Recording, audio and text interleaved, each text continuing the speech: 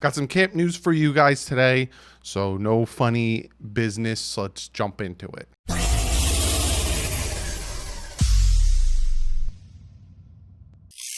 What is up, Fin fans? Yes, today we got some camp news and updates from mostly Brian Flores. So I have, like usual, a ton of my notes about Brian Flores. And yes, I am dressed fancy. I did wear, I guess you could call this, and probably doesn't look like it to you guys, but it is like kind of like a dolphin, like turquoisey blue green polo.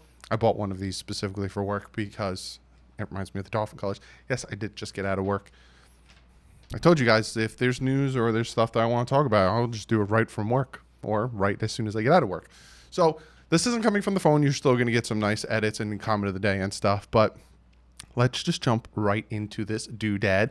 Brian Flores, they did their walkthroughs. Again, training camp when it comes to hitting the field and, uppers or whatever. Normally when you hear uppers, it's just they're wearing the shoulder pads and helmets. But that stuff isn't going to happen probably until 14th of August. And then padded practice, I think, is the first time is the 17th of August. So as of now, it's essentially as condensed OTAs where they're doing walkthroughs and stuff like that. But they talked with Brian Flores. This is what Brian Flores had to say, and I will elaborate because there's some updates within what he has to say. He says, all 81, except for the 4 that are on the list. And again, we hear that Jerome Baker, we hear that Zeiler, we hear some of these players are on the list, the reserve list. It doesn't mean that they tested positive. We saw Blake Ferguson literally get put on the list, and I kid you not, like a day later gets off the list. It doesn't mean you tested positive. Essentially, you could be in contact with somebody that did test positive. They put you on the list, you take a test, you wait to hear back, negative test, you're off the list. Doesn't mean you tested positive. Dolphins right now have 4 on that list. So all 81, because the Dolphins get the one exception because of Neto, are at camp today. And, no one has opted out. And as of now, I think they have until the 8th to opt out. The date keeps moving on me, but no one has opted out. No team, no coaches, none of that has opted out. He also says on the field, off the field safety is first. That's the first thing that comes to mind for me. So again, he obviously wants the guys to stay healthy. He wants them to obviously stay healthy on the field, doesn't want injuries, and doesn't want to bring anything into the organization and all that stuff. He says their guys are in okay shape. He says, got a long way to go, though.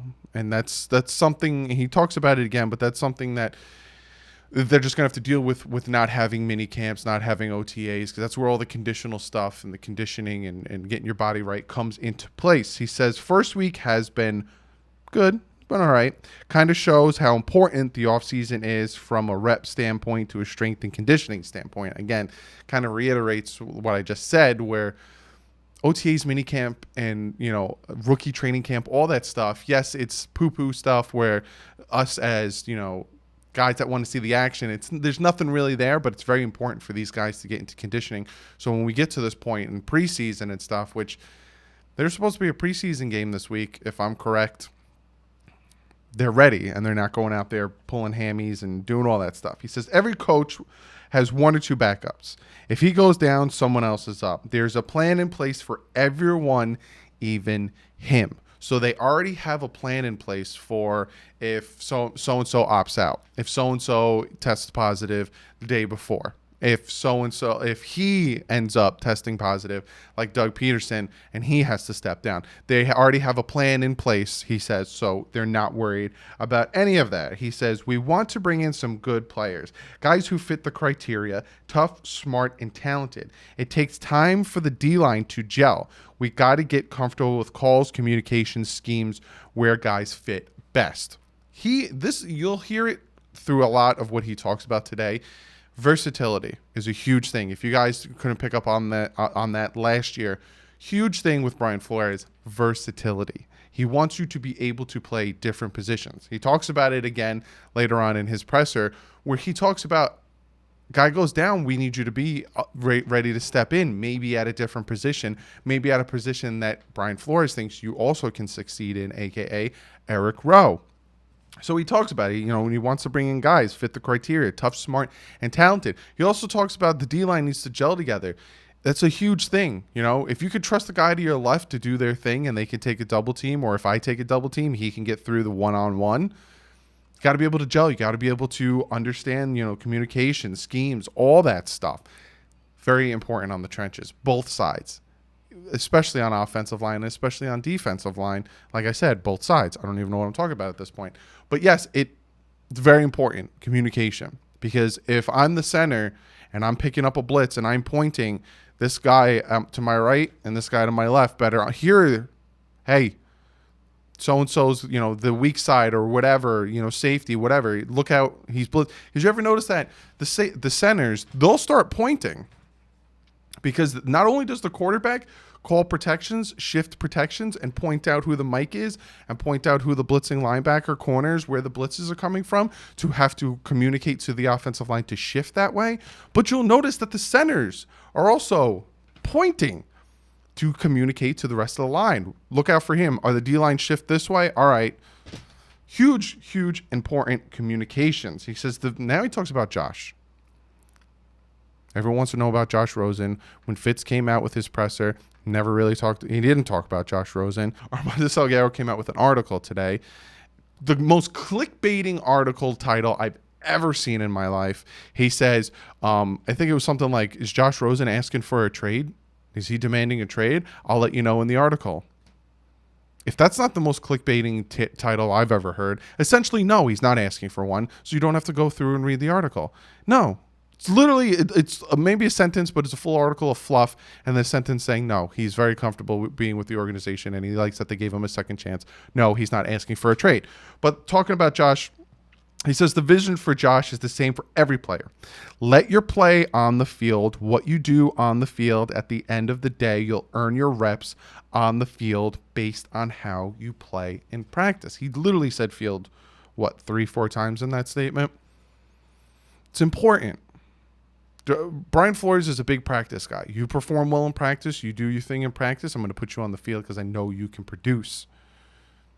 That's the thing that kind of kept Josh out of the season last year. Kind of was struggling with the speed of the game and all the stuff on the X's and O's in between his head.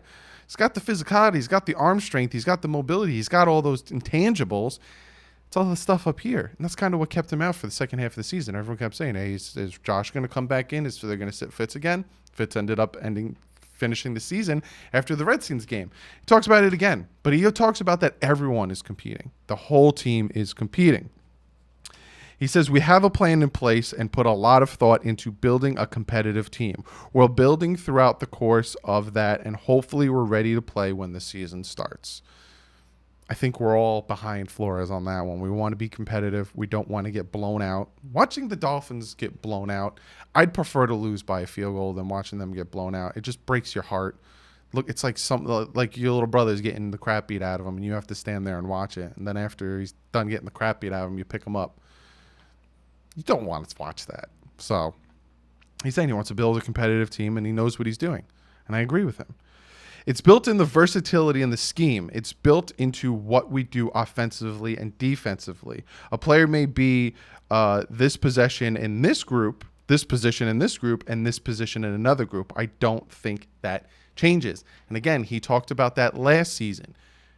Versatility. I call it an amalgamation, especially on the defense when it comes to the secondary, the corners and the safeties, even the linebackers. Those outside linebackers might be putting their hand in the ground, vice versa. So he likes it. He likes his guys that have versatility. He likes his guys that can play in multiple positions, God forbid, because of injuries, and also to mess with the other team's mind. You heard Jesse Davis was playing a little bit on the left side, which I hope, please don't put him on the left side. Keep him on the right side. Right guard, right tackle. Then you heard the whole little thing about him at center, which again, it was all about the fact that they didn't have enough centers through the walkthrough, but he likes his versatility. He says we need guys who can be multiple positions, and that's most important this year because you can lose 1, 2, or 3 and need others to step in. Like I said, it's important for guys to be able to step in. Next man up. There's a lot of opt-outs this year. Knock on wood, Miami Dolphins don't have any yet, but you need the next man to step up. And then he talks about Tua. Tua and the entire rookie group are doing well. I feel like to speak about one and not the entire group is, ridiculous. We have a solid group that work hard. this first week. Because listen, we drafted Tua at 5. A lot of us like Tua. A lot of us want Tua to be the next best thing, right? He gets it. But he doesn't want us just to focus on Tua. You know, there's Austin Jackson. There's Noah Igbenogany. There's Robert Hunt. There's Raekwon Davis. There's Brandon Jones. There's Curtis Weaver. There's Strawbridge. There's Ferguson. There's Malcolm Perry. I think I literally just named the entire rookie group. You know, they're all there. They're all competing and they're all doing their thing. Yes, we're very excited for Tua, but he says it. The entire group's doing really well. Solomon Kinley. Forgot Solomon Kinley. But they're all doing really well. Really well. In a walkthrough setting, we're not seeing, he's not seeing much. So essentially he's saying what they're doing now, which is a walkthroughs, right? They don't have helmets on. They're kind of just, it's like flag football, kind of just going through the formation so they know he says, we don't know much. You got to wait till practice starts. You got to wait till the pads go on, all that stuff.